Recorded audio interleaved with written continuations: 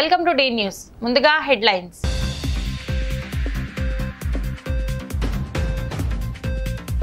ప్రభుత్వం తరపున అతిథులకు ఇచ్చే జ్ఞాపికలుగా లేపాక్షి సంస్థకు చెందిన కళాకృతులు ఇవ్వాలని డిప్యూటీ సీఎం పవన్ నిర్ణయం.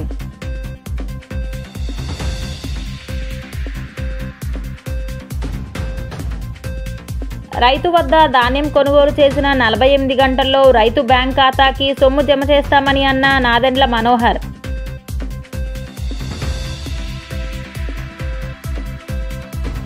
డైవర్షన్ పాలిటిక్స్ చేయటమే చంద్రబాబు పనిగా పెట్టుకున్నారంటూ మాజీ సీఎం జగన్ ధ్వజం. తిరుమలలో నెయ్యి కల్తీ అంటూ రాజకీయాల కోసం దేవుణ్ణి కూడా వాడుకునే నైజం బాబుది అన్న జగన్. ప్రభుత్వం తరపున అతిథులకు ఇచ్చే జ్ఞాపికలుగా లేపాక్షి సంస్థకు చెందిన కళాకృతులు ఇవ్వాలని డిప్యూటీ సీఎం పవన్ కళ్యాణ్ నిర్ణయం తీసుకున్నారు. ఈ మేరకు శుక్రవారం ఈయన తన క్యాంప్ కార్యాలయంలో లేపాక్షి సంస్థకు చెందిన కళాకృతులను పరిశీలించారు. స్థానిక కళాకారులు రూపొందించిన కళాకృతులు అతిథులకు ఇతర ప్రాంతాలకు వెళ్లినప్పుడు ఇచ్చే జ్ఞాపికలుగా ఇచ్చి సత్కరిస్తే మన కళాకారులకు ప్రోత్సాహం లభిస్తుందని నిర్ణయం తీసుకున్నారు.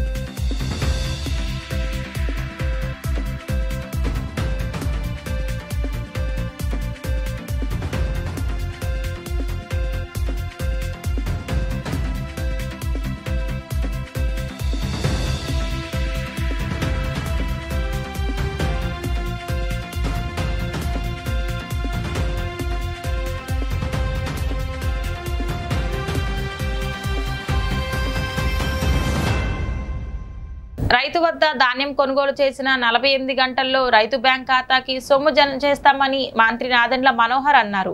శుక్రవారం ఆయన విజయవాడలో మాట్లాడుతూ ధాన్యం కొనుగోలు ప్రక్రియలో హమాలీలు, రవాణా, గోను సంచుల సరఫరా అంశాలలో పక్కా ప్రణాళికతో సిద్ధమయ్యామన్నారు. ఎన్డీఏ కూటమి ప్రభుత్వం పారదర్శకంగా వ్యవహరిస్తూ రైతులకు భరోసా ఇస్తుందన్నారు. లారీ యాజమానులు ట్రాన్స్పోర్ట్ విషయంలో వేల సంఖ్యలో ఒక్కొక్క జిల్లాలో దాదాపు 8,000 నుంచి 10,000 లారీలు అవసరం ఉంటాయి. వాటిని ఏ విధంగా సిద్ధం చేస్తున్నామో, క్షేత్రస్థాయిలో ఉన్న మిల్లర్స్ వాళ్ళు కూడా ఏ విధంగా దీనికి టెక్నాలజీని ఉపయోగించుకుని జీపీఎస్ పొజిషనింగ్, ఆ డేటా వాళ్ళకు వచ్చే విధంగా ఎక్కడ కూడా గన్నీ బ్యాగ్స్ విషయంలో కానివ్వండి, ట్రాన్స్పోర్టేషన్ విషయంలో కానివ్వండి, హమాలీల విషయంలో కానివ్వండి, పొరపాటు లేకుండా అన్ని విధాలుగా సిద్ధమై అంతిమంగా గౌరవ ముఖ్యమంత్రి గారు, గౌరవ ఉప ముఖ్యమంత్రి గారు ఇచ్చిన మాట మేరకు ఎప్పుడైతే రైతు మనకి అక్నాలెడ్జ్మెంట్ ఇచ్చి ధాన్యం మిల్లర్కి అప్పచెప్తారో 48 గంటల లోపే వాళ్ళ బ్యాంక్ ఖాతాల్లో డబ్బులు చెల్లించే విధంగా రాష్ట్ర ప్రభుత్వం సిద్ధమవుతోంది. ఈ కూటమి ప్రభుత్వం మరొకసారి చాలా పారదర్శకంగా, నిజాయితీగా రైతాంగాన్ని కాపాడడానికి కోసం, వ్యవసాయ రంగానికి ఒక భరోసా ఇచ్చే విధంగా పూర్తి స్థాయిలో మేము చర్యలు తీసుకుంటున్నాం. 100 రోజులు నిండిన సందర్భంగా మా పరిపాలనలో మరొక్కసారి ఒక కమిట్మెంట్ తోటి ప్రతి ఒక్కరం కూడా క్షేత్రస్థాయిలో రైతుకి అండగా నిలబడి ఏ విధంగా ఒక ఇండస్ట్రియలిస్ట్కి ఈజ్ ఆఫ్ డూయింగ్ బిజినెస్లో రాష్ట్రంలో ఫెసిలిటీస్ అందుబాటులో ఉంచుతామో అదేవిధంగా రైతుకు ఉన్న అన్ని విధాలుగా మేము డైవర్షన్ పాలిటిక్స్ చేయటమే చంద్రబాబు పనిగా పెట్టుకున్నారంటూ మాజీ సీఎం వైఎస్ జగన్మోహన్ రెడ్డి మండిపడ్డారు. శుక్రవారం ఆయన మీడియా సమావేశంలో మాట్లాడుతూ తిరుమల లడ్డూపై చంద్రబాబు చేసిన వ్యాఖ్యలపై స్పందించారు. బాబు నీచ రాజకీయాలను ఆయన ఎండగట్టారు. తిరుమలలో నెయ్యి కల్తీ అంటూ రాజకీయాల కోసం దేవుణ్ణి కూడా వాడుకునే నైజం బాబుది అంటూ వైఎస్ జగన్ దుయ్యబట్టారు. నీ రాజకీయాల కోసం ఉపయోగించుకోవాలి అని ఆలోచన చేయగలిగిన దుర్మార్గమైన మనస్తత్వం ఒక చంద్రబాబు నాయుడు గారికి మాత్రమే ఉంటాయి. నిజంగా ఇది ఎంత దారుణమైన డైవర్షన్ పాలిటిక్స్ అంటే, ఒకవైపున 100 రోజులు చంద్రబాబు నాయుడు గారి పరిపాలన మీద ప్రజలందరూ కూడా చంద్రబాబు నాయుడు మీద కోపం వెలుపుచుతూ ఉన్నారు. ఏమైనా మా సూపర్ 6లు, ఏమైనా మా సూపర్ 7లు అని చెప్పి ప్రజలు నిలదీస్తూ ఉన్నారు. ఇలాంటి నేపథ్యంలో ప్రజల మనసును డైవర్ట్ చేసేందుకు చంద్రబాబు నాయుడు చేస్తూ ఉన్న అతి దుర్మార్గమైన ఆలోచన ఈ కట్టుకథ. నిజంగా ఈ కట్టుకథ ఎంత దుర్మార్గము అనేది నేను మీ అందరికీ కూడా ఒక కొద్ది నిమిషాలు మీ టైంలో ఇస్తే నేను ఎక్స్ప్లెయిన్ చేస్తా.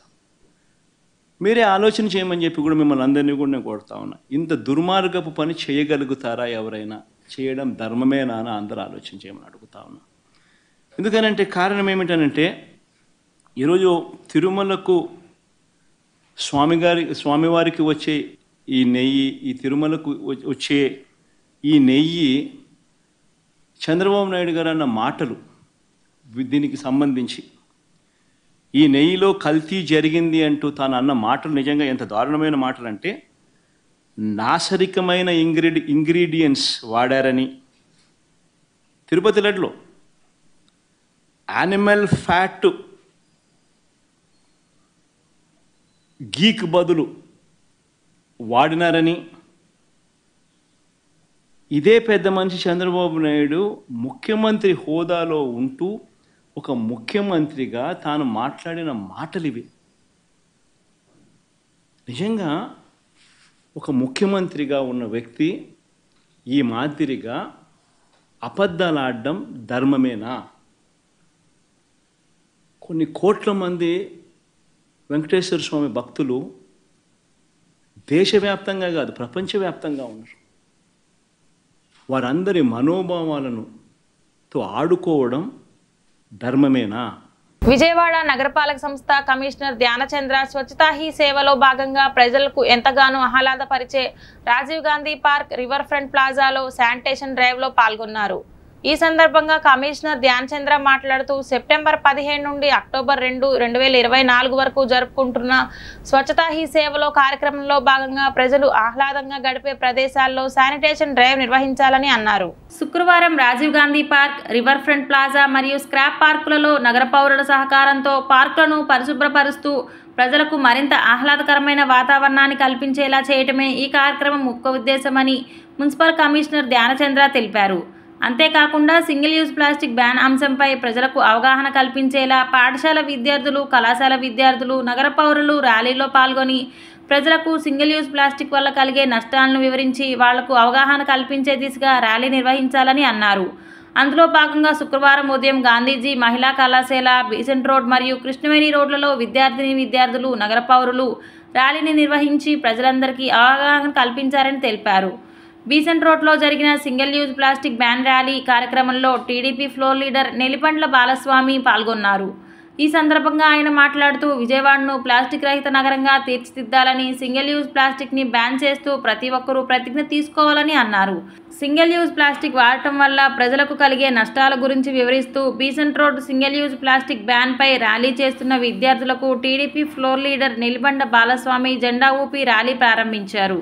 ఈ కార్యక్రమంలో TDP floor leader Nelibandla Balaswamy, corporator Ummidi Venkateswararao, additional commissioner KV Satyavathi, chief medical health officer doctor P Ratnavali, sanitary సూపర్వైజర్లు, ఇన్స్పెక్టర్లు, సెక్రటరీలు, విద్యార్థులు పాల్గొన్నారు.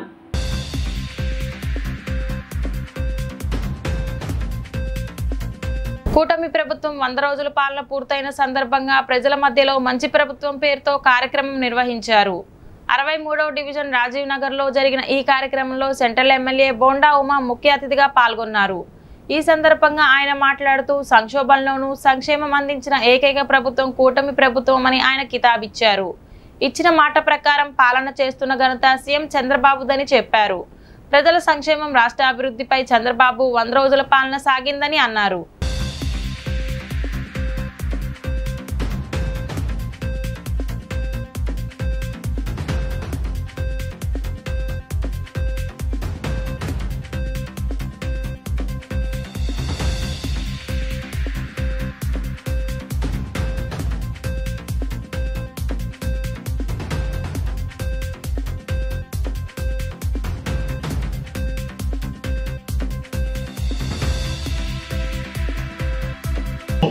చర్చించడం కోసం, ఒక ఉత్సవం లాగా చేసుకోవడం కోసం ఈరోజు ఇది మంచి ప్రభుత్వం అనే కార్యక్రమాన్ని ప్రభుత్వం గౌరవ ముఖ్యమంత్రి చంద్రబాబు నాయుడు గారు ప్రకటించిన తర్వాత ఇది గ్రామాన కూడా 100 రోజుల్లో చేసినటువంటి అభివృద్ధిని, చేసినటువంటి సంక్షేమాన్ని ఏ విధంగా ప్రజలకు మేలు చేస్తుందనే దాన్ని ఇవాళ చర్చించడం కోసం ఈ కార్యక్రమం ఏర్పాటు చేసుకోవడం జరిగింది.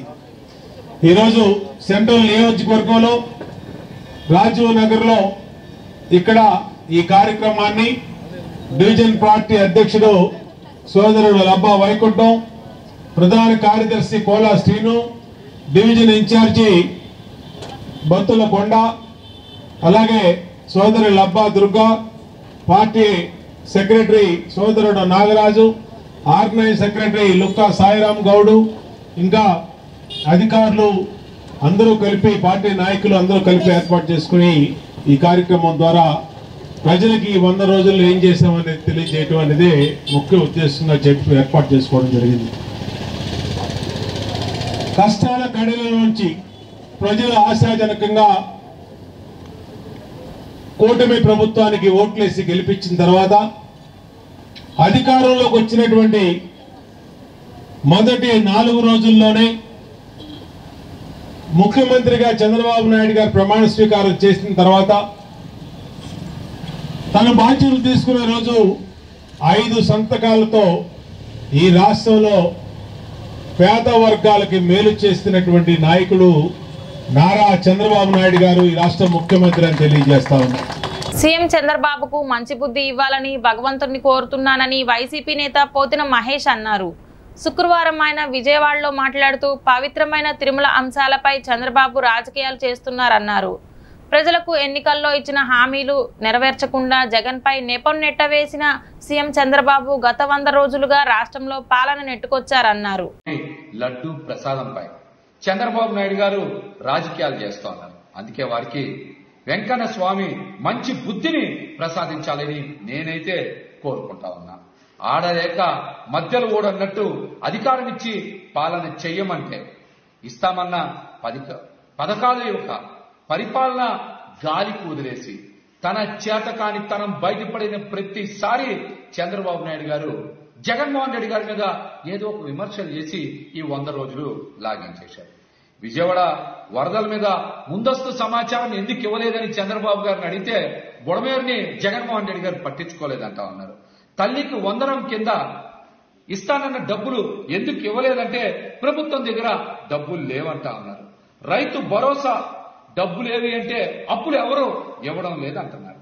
ఇలా 100 రోజుల పాటు తన చేతకాని తనానికి జగన్మోహన్ రెడ్డి గారిని అడ్డం పెట్టుకుని బతికేసి ఇప్పుడు ఇవ్వాల్సిన పథకాలకు, వరద బాధితులకు అందించాల్సిన నష్టపరిహార విషయాన్ని డైవర్ట్ చేయడానికి శ్రీవారి లడ్డూ ప్రసాదాన్ని ఒక రాజకీయ అస్త్రంగా, ఒక టాపిక్ గా బయటికి తీసుకొచ్చారు. ఇది కూడా ఎక్కడ మాట్లాడారు? చంద్రబాబు నాయుడు గారు కూటమి నేతలు 100 రోజుల పాలన గురించి మంగళగిరిలో ఒక సమావేశంలో మాట్లాడకుండా ఈ విషయాన్ని బయటపెట్టారు.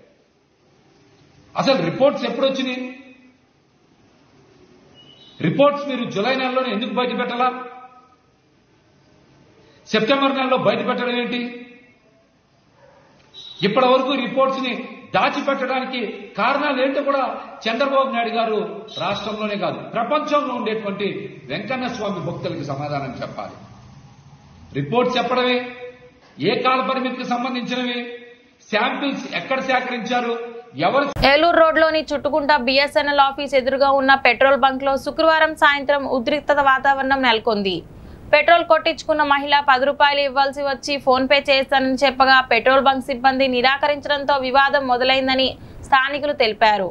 అది కాస్త ఇరువురు గట్టిగా కేకలు వేసుకుంటూ ఒకరినొకరు జుట్టు పట్టుకొని కొట్టుకున్నంత స్థాయికి చేరుకుందని వెల్లడించారు.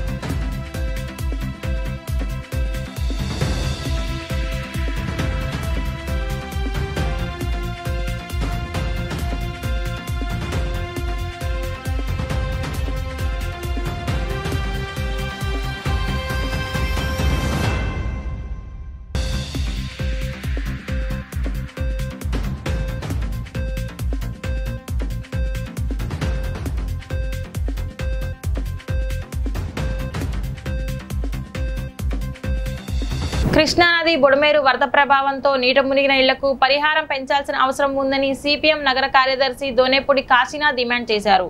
గ్రౌండ్ ఫ్లోర్ లో ఉన్న ఇళ్లకు 50,000 పరిహారం ఇవ్వడంతో పాటు ఆటో యజమానులకు 25,000 ఇవ్వాలని కోరారు. వరద ప్రభావిత ప్రాంతాల్లో నీట మునిగిన ఇళ్లకు పరిహారం పెంచాలని కోరుతూ బాధితులతో కలిసి సిపిఎం పార్టీ కలెక్టర్ కు వినతి పత్రం అందజేసింది. విజయవాడ కలెక్టర్ కార్యాలయంలో సృజనాన్ కలిసి దోనేపూడి కాశీనాథ్ నష్టాన్ని వివరిస్తూ పరిహారం పెంచాలని విజ్ఞప్తి చేశారు. అనంతరం మీడియాతో మాట్లాడుతూ రోజుల తరబడి వరద నీటిలో ఉండిపోవటం వలన ఇళ్లలోని సామాన్లు పూర్తిగా దెబ్బతిన్నాయని అన్నారు. ఒక ఇంటిలో 1,00,000కు పైగా ఆస్తి నష్టం జరిగిందని వెల్లడించారు. ఈ నేపథ్యంలో ప్రభుత్వం ప్రకటించిన 25,000 రూపాయల పరిహారం ఏ విధంగా కూడా సరిపోదన్నారు. అందుకే బాధితుల పట్ల సానుకూలంగా వ్యవహరించి పరిహారాన్ని పెంచాల్సిందిగా కోరుతున్నామన్నారు. ఇటీవల విజయవాడ నగరానికి సంభవించినటువంటి వరదల వల్ల కొన్ని వేల సంఖ్యలో కుటుంబాలు నష్టపోయినటువంటి పరిస్థితి విజయవాడ నగరంలో, ఎన్టీఆర్ జిల్లాలో చూసాం. ముఖ్యంగా విజయవాడ నగరంలో అటు బుడమేరు ఇటు కృష్ణానది వరదలు సంభవించినటువంటి సందర్భంగా జరిగినటువంటి నష్టం ఎవరూ కూడా పూడ్చలేనటువంటి నష్టం. ముఖ్యంగా బుడమేరు వరదల వల్ల ఒక్కొక్క ఇంటికి 1,00,000 నుండి 1,50,000 రూపాయల దాకా నష్టం జరిగిందని చెప్పనేటువంటిది ఈరోజు ఉన్నటువంటి పరిస్థితి. అది కాకుండా ఆ లోపల ఉన్నటువంటి ఫర్నిచర్ కానీ, ఇంటీరియర్ కానీ, సామాన్లు కానీ, వాషింగ్ మెషిన్లు కానీ, ఫ్రిడ్జ్లు కానీ, అలాగే టీవీలు కానీ మొత్తం అన్నీ కూడా తీవ్రమైనటువంటి నష్టం జరిగి దెబ్బతినిపోయి ప్రభుత్వం ఇస్తానన్నటువంటి 25,000 రూపాయలు ఈ నష్టం చాలదు, నష్టపరిహారాన్ని పెంచాలి అని చెప్పనేటువంటిది ఈరోజు మేము విజ్ఞప్తి చేస్తూ ఉన్నాం. కనీసం బుడమేరు ప్రాంతంలో 50,000 రూపాయలకి తగ్గకుండా ఒక్కొక్క ఇంటికి గ్రౌండ్ ఫ్లోర్ అయితే ఖచ్చితంగా ఇవ్వాల్సి ఉంటుంది. ఇది మేము కోరుతా ఉన్నాం ముఖ్యమంత్రి గారిని. ఆయన ప్రత్యక్షంగా చూశారు. చూసినటువంటి సందర్భంగా మీకు వచ్చినటువంటి అంచనా కానీ, మీరు చూసినటువంటి నష్టాన్ని కానీ మీరు ఒక్కసారి గమనంలోకి తీసుకున్నట్లయితే మీరిచ్చే 25,000 చాలదు అని చెప్పనేటువంటిది గమనంలోకి తీసుకోవాల్సిందిగా కోరుతా ఉన్నాం. అలాగే ఆటోలు 12 రోజుల పాటు నీటిలో మునిగిపోయి టాపులు కూడా కనపడినటువంటి పరిస్థితుల్లో మునిగిపోయిన తర్వాత మొత్తం బళ్ళన్నీ కూడా బోరుకొచ్చేసి ఈరోజు పనికిరానటువంటి పరిస్థితికి సెన్సర్ సంబంధించినటువంటి ఆటోలు అయ్యేటప్పటికీ 4 స్ట్రోకా 2 స్ట్రోకా అనే దాంతో నిమిత్తం లేకుండా ఈరోజు ఆటోలు నష్టపోయినాయి. వాటికి ఇస్తానన్న 10,000 చాలదు. అది ఖచ్చితంగా 20,000 రూపాయలు నుండి 25,000 రూపాయల దాకా ఇవాళ రిపేర్లకు ఖర్చు అవుతూ ఉంది. అందుకని అది 25,000 రూపాయలకి పెంచాల్సిందిగా కూడా కోరుతా ఉన్నాం. టీటీడీ లడ్డూ తయారీలో నెయ్యి అంశంపై మంత్రులు అధికారులతో ముఖ్యమంత్రి చంద్రబాబు ఉన్నత స్థాయి సమీక్ష సమావేశం నిర్వహించారు. సమగ్ర వివరాలతో ఘటనపై నివేదిక ఇవ్వాలని టీటీడీ ఈవోకు ఆదేశాలు జారీ చేశారు. శ్రీవారి ఆలయ ప్రతిష్ట భక్తుల మనోభావాలకు భంగం కలిగించిన వారిపై అత్యంత కఠిన చర్యలు ఉంటాయని స్పష్టం చేశారు. తిరుమల తిరుపతి దేవస్థానంలో శ్రీవారి లడ్డూ తయారీలో గత ప్రభుత్వ హయాంలో అపవిత్ర పదార్థాలు వాడిన అంశంపై రాష్ట్ర ప్రభుత్వం సీరియస్ గా ఉంది. అత్యంత పవిత్రమైన తిరుమలలో జరిగిన ఈ అపచారంపై ప్రపంచవ్యాప్తంగా వెల్లువెత్తుతున్న ఆందోళనలు, భక్తుల ఆవేదనను ప్రభుత్వం పరిగణలోకి తీసుకుంది. గత ప్రభుత్వ పాలన సమయంలో తిరుపతి లడ్డూలు తయారీలో నాణ్యత లోపాలు, అపవిత్ర పదార్థాల వాడకంపై ముఖ్యమంత్రి చంద్రబాబు నాయుడు సచివాలయంలో ఉన్నత స్థాయి సమీక్ష చేశారు.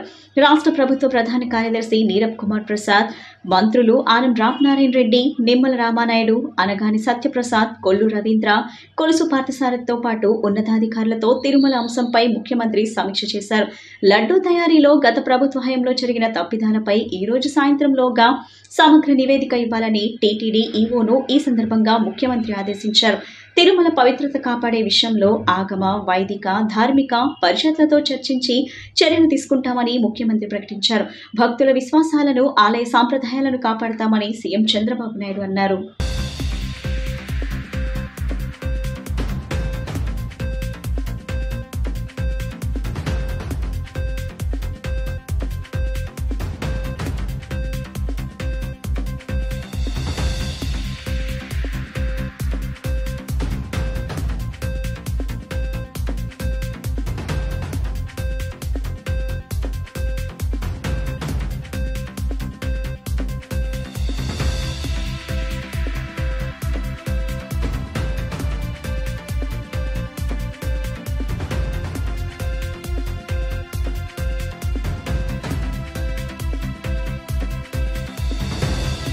ముఖ్యమంత్రిగా తన తండ్రి వైఎస్ రాజశేఖర రెడ్డి మంచి పేరు సంపాదించుకున్నారని, జగన్ మాత్రం చెడ్డ పేరు తెచ్చుకున్నారని ఏపీ కాంగ్రెస్ అధ్యక్షురాలు షర్మిల అన్నారు.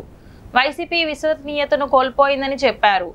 ఇచ్చిన హామీలను అమలు చేయకుండా ప్రజలను జగన్ మోసం చేశారని విమర్శించారు. విశాఖలోని ఋషికొండపై కూడా కబ్జాలు చేశారని మండిపడ్డారు. వైఎస్ఆర్తో జగన్కు ఏమాత్రం పోలిక లేదని అన్నారు. వైసీపీలో జగన్ తప్ప ఎవరూ మిగలరని జోషన్ చెప్పారు. తిరుమల లడ్డూ తయారీలో జంతువుల కొవ్వును వినియోగించడం చిన్న విషయం కాదని షర్మిల అన్నారు. జగన్ హయాంలో ఎంపిక చేసిన కాంట్రాక్టరే ఇప్పటికీ నెయ్యి సరఫరా చేస్తున్నారని చెప్పారు. జంతువుల కొవ్వుతో లడ్డూలు తయారు చేసి కోట్లాది మంది భక్తుల మనోభావాలను దెబ్బతీశారని మండిపడ్డారు. ఇంత పెద్ద విషయాన్ని సీఎం చంద్రబాబు ఎందుకు లైట్ గా తీసుకున్నారని ప్రశ్నించారు. లడ్డూ నాణ్యతపై రిపోర్ట్ వచ్చి చాలా రోజులవుతున్నా దానిపై చంద్రబాబు ఎందుకు మాట్లాడలేదని అడిగారు. లడ్డూకు ఉపయోగించిన నెయ్యిలో జంతువుల కొవ్వు ఉందని ఆయన నిన్ననే చెప్పారని, ఈ విషయాన్ని ఇన్ని రోజులు చెప్పకుండా ఎందుకు ఆలస్యం చేశారని ప్రశ్నించారు. కూటమి ప్రభుత్వం 100 రోజుల పాలన పూర్తి చేసుకున్న సందర్భంగా నివేదికను బయటపెట్టారా అని నిలదీశారు. ప్రభుత్వ వైఫల్యాలను కప్పిపుచ్చుకోవడానికే ఇప్పుడు నివేదిక గురించి మాట్లాడారా అని ప్రశ్నించారు.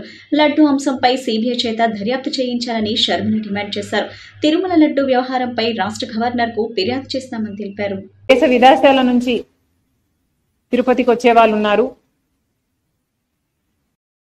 శ్రద్ధ, భక్తి, శ్రద్ధలతో ఈ ప్రసాదం నిజంగానే కళ్ళకద్దుకొని తీసుకునే వాళ్ళు కోట్ల మంది ప్రజలు. అలాంటప్పుడు బీఫ్ టాలో, ఫిష్ ఆయిల్ కూడా ఉన్న, ఈ పదార్థాలు కూడా ఉన్న లడ్డూని ప్రసాదంగా ఇస్తున్నారు అని చంద్రబాబు గారు నిన్న చెప్పడం జరిగింది. చంద్రబాబు గారిని అడుగుతున్నాం, చంద్రబాబు గారు ఇంత పెద్ద విషయాన్ని మీరు ఇంత సునాయాసంగా, ఇంత క్యాజువల్గా ఎలా తీసుకోగలిగారు? కోట్ల మంది ప్రజలకు వాళ్ళ మనోభావాలకు సంబంధించిన విషయం. ఈ విషయం మీరు కేవలం రాజకీయం చేయాలనుకున్నారా? కాబట్టే ఇంత సునాయాసంగా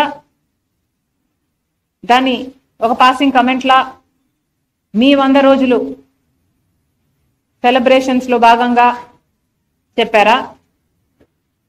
లేదు నిజంగానే చంద్రబాబు గారికి దీని సివియారిటీ ముందే తెలుసా? ముందే తెలిస్తే మరి ముందే ఎంక్వైరీ ఎందుకు వేయలేదు? ప్రజలకు ఎందుకు చెప్పలేదు? ఇంత ఆలస్యంగా 100 రోజుల తర్వాత తాపీగా మీరు చెప్తున్నారంటే మీ ఉద్దేశం ఏమిటనుకోవాలి? చంద్రబాబు గారు తన 100 రోజుల పరిపాలన మీద జనాలు ఒక రిపోర్ట్ ఇస్తారు, ఒక అభిప్రాయం వాళ్ళు ఏర్పరచుకుంటారు. కాబట్టి తన వైఫల్యాలు కప్పిపుచ్చుకోవడానికి, వైసీపీ మీద బురద చల్లడానికి ఈ 100 రోజుల వెన్యూను ఎంచుకున్నారా? ఏమీ అర్థం కావటం లేదు. చంద్రబాబు గారు సమాధానం చెప్పాలి. తిరుమల లడ్డూలో కల్తీ నెయ్యి వినియోగంపై రమణ దీక్షితులు స్పందించారు. దేవుడి ప్రసాదాల్లో కల్తీ జరగడం విచారకరమని చెప్పారు. లడ్డూల నాణ్యత సరిగా లేదని గతంలో అప్పటి టీటీడీ చైర్మన్ ఈవో దృష్టికి తీసుకెళ్లా అని అన్నారు. ప్రసాదాల పరిమాణాలు సరిగా లేవని చెప్పా. నాది ఒంటరి పోరాటం కావడంతో ఫలితం రాలేదన్నారు. దీంతో 5 ఏళ్లు మహాపాపం జరిగిపోయిందని తెలిపారు. ప్రసాదాల యొక్క కాల వ్యవధుల్లో కానీ అపచారాలు జరుగుతుందనేది నేను ఎప్పటి నుంచో చెప్తూ ఉన్నాను.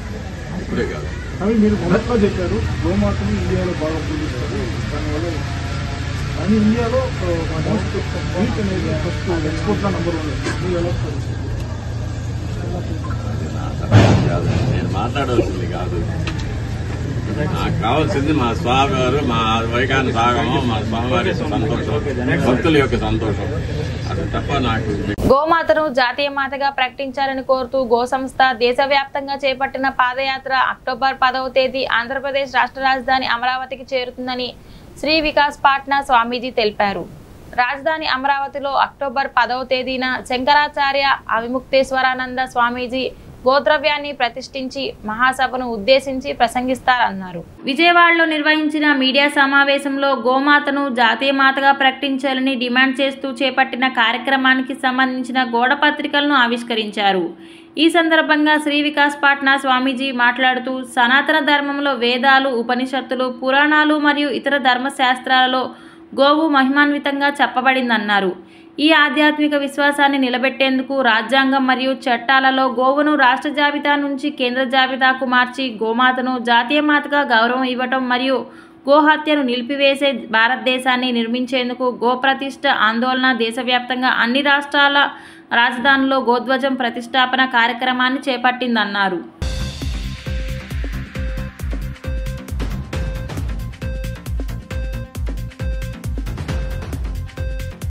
అందరికీ నమస్కారం.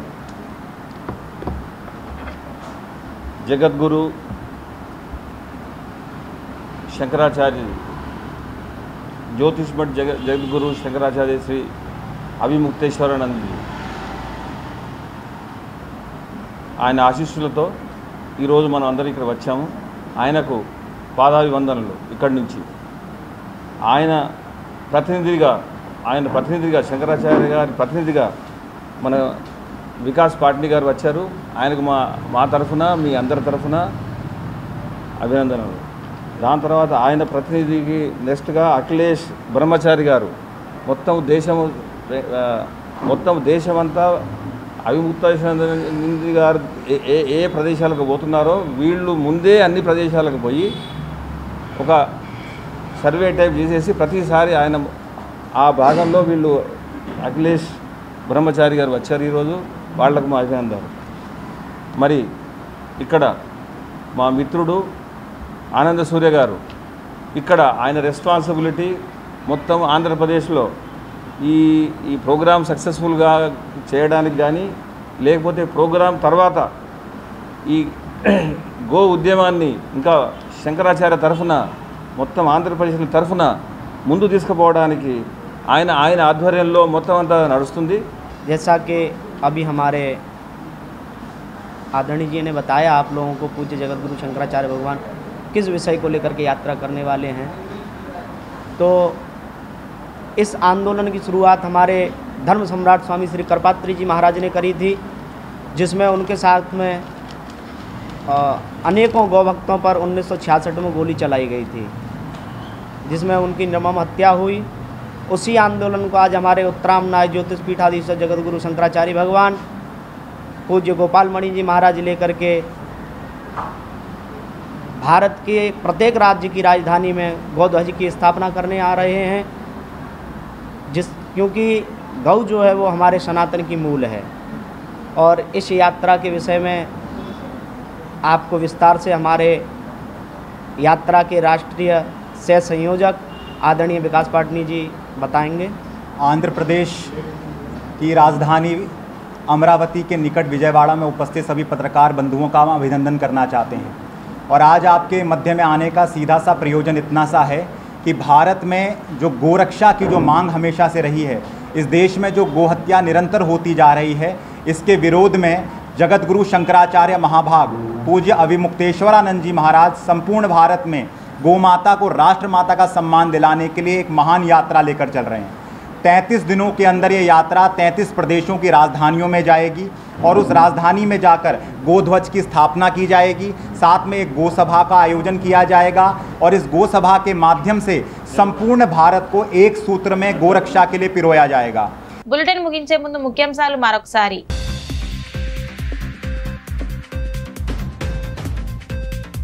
ప్రభుత్వం తరపున అతిథులకు ఇచ్చే జ్ఞాపికలుగా లేపాక్షి సంస్థకు చెందిన కళాకృతులు ఇవ్వాలని డిప్యూటీ సీఎం పవన్ నిర్ణయం।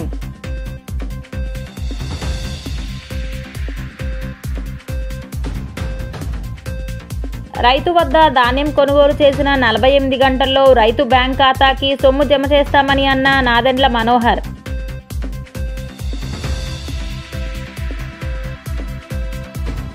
డైవర్షన్ పాలిటిక్స్ చేయటమే చంద్రబాబు పనిగా పెట్టుకున్నారంటూ మాజీ సీఎం జగన్ ధ్వజం। తిరుమలలో నెయ్యి కల్తీ అంటూ రాజకీయాల కోసం దేవుణ్ణి కూడా వాడుకునే నైజం బాబుది అన్న జగన్। డీ న్యూస్ కి సమాప్తం। మళ్ళీ నెక్స్ట్ బులెటిన్ లో కలుద్దాం।